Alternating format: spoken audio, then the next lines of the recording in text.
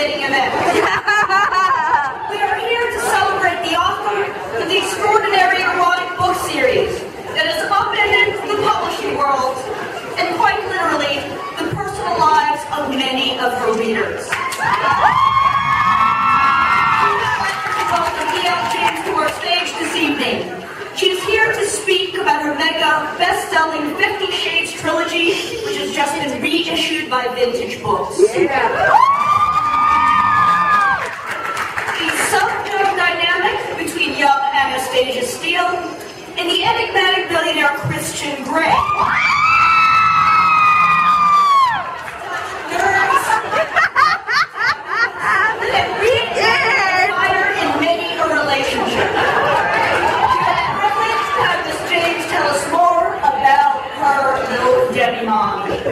Now, joining Ms. James in conversation is renowned sexologist and relationship expert Dr. Logan Levkoff. This ain't no flag. Numerous national publications, including Cosmopolitan, 17, Esquire, and Men's Health. She's appeared on Good Morning America, The Today Show, Oprah, The Rachel Ray Show, CNN. Oh my God! She is the author of the ebook Third Base Ain't What It Used to Be. It's for learning about sex and how to teach them to become sexually healthy adults. And how to get your wife to have sex with you. Men and women to improve their intimate lives. Ladies and gentlemen, please give the warmest welcome to both of our guests. And with that, let's take it.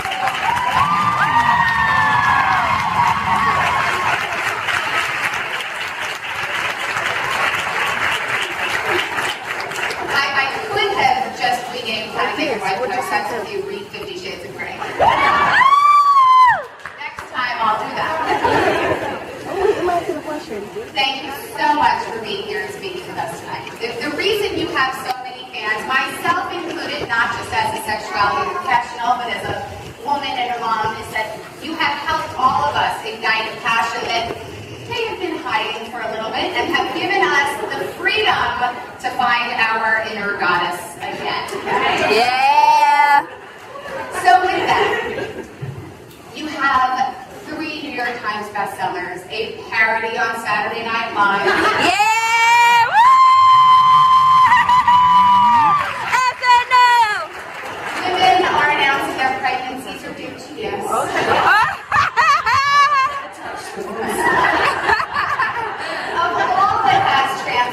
In the last few months, what has been the most surprising? Well, this really. I mean, hello everybody. Hello.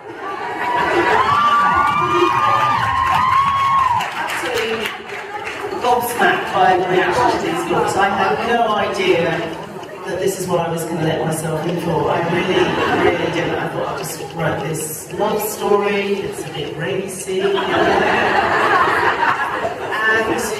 am in New York in front of hundreds of people. And I really didn't figure on this at all.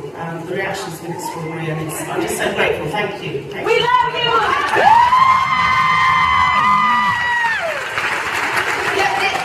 This book is racy. I mean, this book is racy. It is filled with some very, very good sex. Hey! But it has been, a very big cultural point of discussion and debate. Why do you think 50 Shades is such a lightning rod for discussion? Is it the sex? Is it the submission? What do you think is going on? I wish I knew.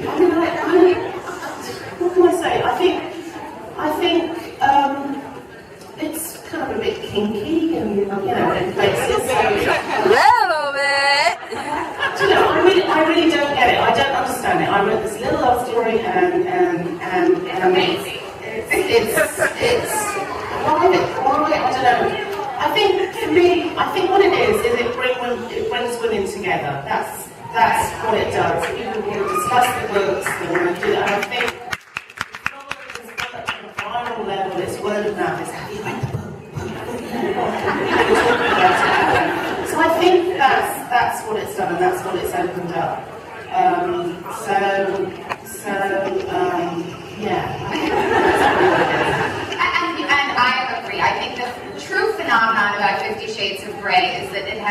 gotten women, friends, sisters, mothers, partners talking in ways that they haven't before. So I think it's important because friendships are so important in this phenomenon. How have your friendships, new or old, changed as you've gone through this process? Well, I have a bunch of very good friends, some of them here, and who I've met entirely online, and it's wonderful that they've been with me and following me and helping me in all of this. My real life friends at home are just stunned.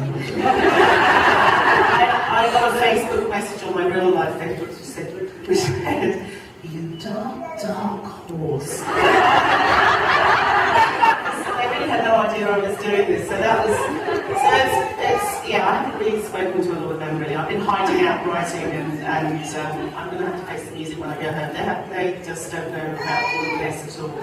So that's going to be some interesting dinner party conversations. And what about new friends? Who have you encountered on this journey? I've encountered a lot of people. I have a whole bunch of women who are here. Authors as well, independent authors who are amazing and wonderful, supportive, and we support each other in a group that we have. I've got a group of women who've been with me since the beginning of this thing, as we all know. So it's been nice to actually see them because they've become seniors now. Well, friendships are definitely important to this, and also the sex is important. So I have to know, as someone who's written 2 books about sex and talks about sex a lot, I've been watching the videos and the interviews, and I know that you've written so much of this on the train, and I need to know how you write such good sex on public transportation. This. So no one can see. Is there, for those of us who don't necessarily write, or for those that do even, how do you get into the headspace to write such a very passionate and tumultuous love story? Well, I just use my imagination really. I get lost and miss my stop usually. I listen to music. I listen to music to write everything, and I have a playlist. I have my Let's Write Some Sex playlist. And I listen to songs over and over and over and over again, and you'd be quite surprised what those songs were, I can tell you. So, not what you think. And so yeah, that's what I do. Okay, but you mentioned it, so now we have to know. Name one song that's on the Let's Write About Sex playlist. Sex by the Backbone, please. Woo! Very nice. I wasn't expecting that. It's a great rhythm, you know? So we are here in New York, where clearly there is a wild reaction to 50 Shades of Grey. Are you finding a difference between being here in the US and how this book has been accepted elsewhere? I've only really been here promoting it, so I've not done any other events in any other part of the planet. So probably won't after this. So the reaction here has been, and it went viral here before it went viral anywhere else. So the reaction here has been intense. Intense and extraordinary. And you've been on every major news and entertainment outlet. It is impossible to turn on the TV. I'm sorry about that. I like it. That's why you're here. Woo! It's impossible to turn on the TV without hearing about Christian Grey. So you've undoubtedly been asked every question at the moment. But is there something that reporters and journalists haven't asked you yet that you really wish they would ask you? When are you going home?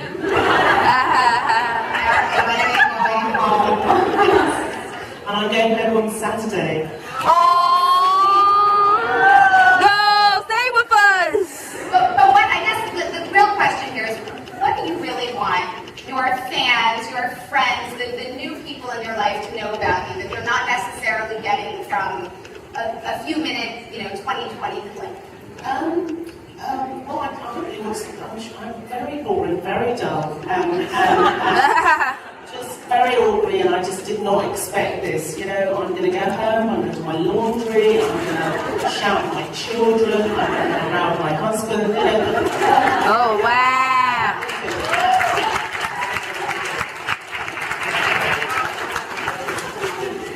How do you think your family, without giving any details about the family away, are going to react to this upon your return? Oh, you're back. What did you get me in New York? Hey! Okay. And today I've got a hat, I've got a little hat for my son because he likes to dress up my younger son. I've got a beanie for my little boy so far. No matter where you are, no matter where you go, even as a best-selling author, it's still, you're back what you bring me. And I think I need to ask the question that really everyone wants to know. What is on tap next for you? Yes! About 4 weeks of sleep. We're still running, you know. I don't know what I'm going to do next. I've got several ideas. I'm on holiday and maybe get my kitchen done. And after that, I don't know. Continuation.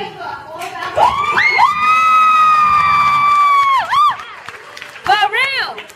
If any of you didn't hear that, I'm presuming the question was, will you write a book from a Christian's perspective? Yes!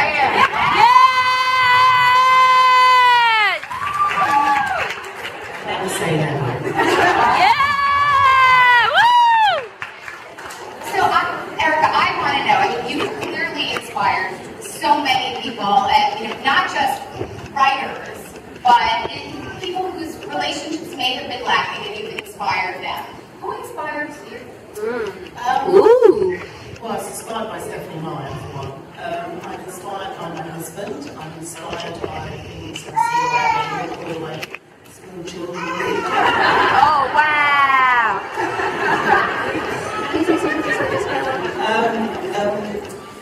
Who inspires me? I get inspiration from all over the place. All over the place. People just drop words into a conversation and you just think, you just fly off. In fact, we were staying at a hotel and they have a seat, it's a very old hotel, they have a sealed off post office box that you can post letters to. And now when I was staying with my agent said, oh, isn't that amazing? There's been letters there that they're sealed. And I said, yeah, wouldn't it be amazing if when they sealed it off they found a letter that had been stuck up there from many, many years ago. So you just, in your mind just started racing back. That sort of thing, just conversation all the time. And your projects for the future, potentially, will they have the same erotic component? Some may. Nice. It depends on the story and the characters, you know. Well, I have to say, you happen to write some really hot Racing. Yes, indeed. You do, and I mean, I'm going to ask the question that you've been asked before, but it's a new audience. I mean, how does one collect research? For real. You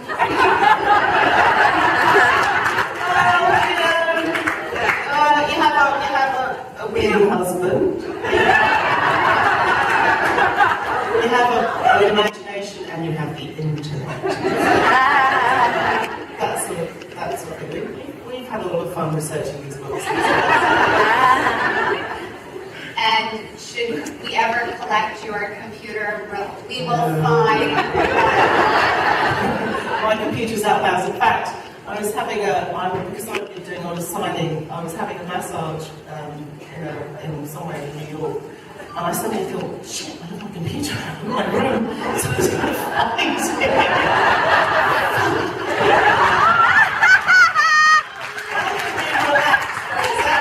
Terrifying. So as soon as I finished my massage, it was fine, it was still there. And now it has a password on it, so that's good. So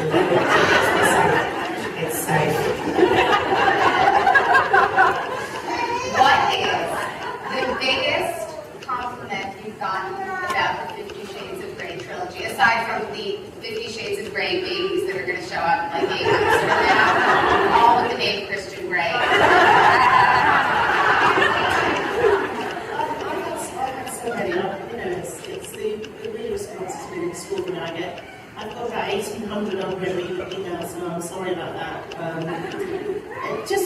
say thank you. I think for me the most extraordinary thing is people saying, I haven't read a book for 5, 10, 15, 20, I've never read a book, and I've read books in 3 weeks, or 3 days, or in a week, and that to me is just extraordinary. It is. I have to say, I read all 3 in 48 hours. Very happy.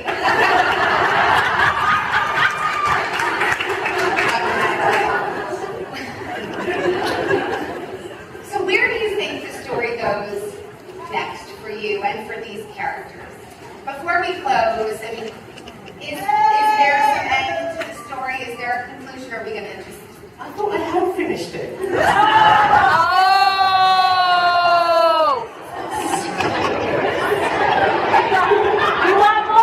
We want more! I don't know. We're gonna try and make a movie that's going to be good.